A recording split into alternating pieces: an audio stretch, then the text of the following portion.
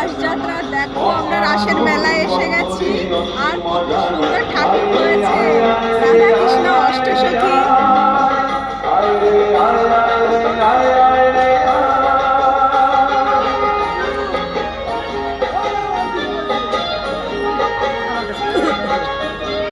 দেখো এখানে রাধা কৃষ্ণ অষ্টসখী।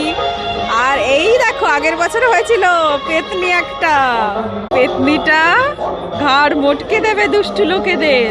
দেখো এখানে কি সুন্দর পুতুল নাচ, দেখো কি সুন্দর।